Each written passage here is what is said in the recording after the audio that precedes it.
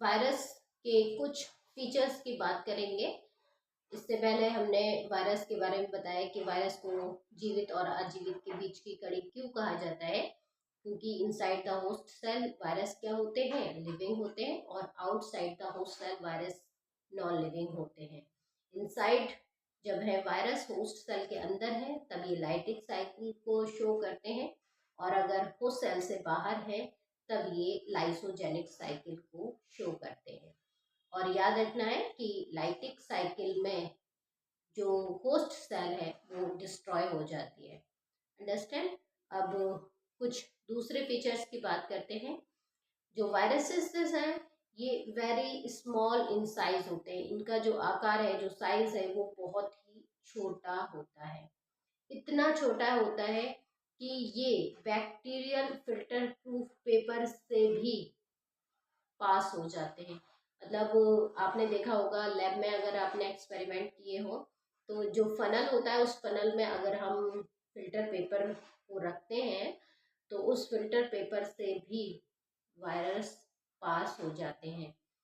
यानी ये बहुत ही छोटे साइज के होते हैं।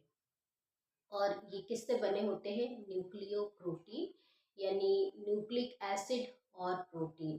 तो न्यूक्लिक एसिड इसमें या डीएनए होता है या आरएनए होता है, कभी भी दोनों एक साथ नहीं होते। ऐसे वायरस जिनमें डीएनए पाया जाता है वो डीएनए वायरस कहलाते हैं, और ऐसे वायरस जिनमें आरएनए पाया जाता है वो आरएनए वायरसेस कहलाते हैं। तो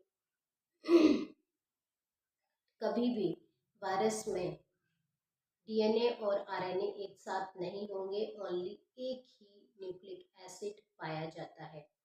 नेक्स्ट, जो न्यूक्लिक एसिड या प्रोटीन के ये बने होते हैं, तो इनमें जो इन्फेक्शियस पार्ट होता है, क्योंकि ये डिजीज कॉजिंग होते हैं, भाई बीमारी को फैलाने वाले होते हैं, तो ये पूछा जाता है कि वायरस में बीमारी फैलाने वाला भाग कौन सा है, डिजीज कॉजिंग भाग कौन सा है। तो न्यूक्लिक एसिड इन्फेक्शियस पार्ट होता है। डिजीज कॉज पार्ट अगर पूछा जाए वायरस में तो न्यूक्लिक एसिड। ओके। और प्रोटीन का इनका जो कवर होता है वो प्रोटीन का बना होता है। जब भी ये किसी भी होस्ट सेल के पास जाते हैं तो प्रोटीन से अटैच होते हैं, और जो न्यूक्लिक एसिड है वो होस्ट सेल में एंटर करता है, और ये न्यूक्लिक एसिड ही इन्फेक्शियस होता है, डिजीज फैलाने वाला होता है, बीमारी को फैलाने वाला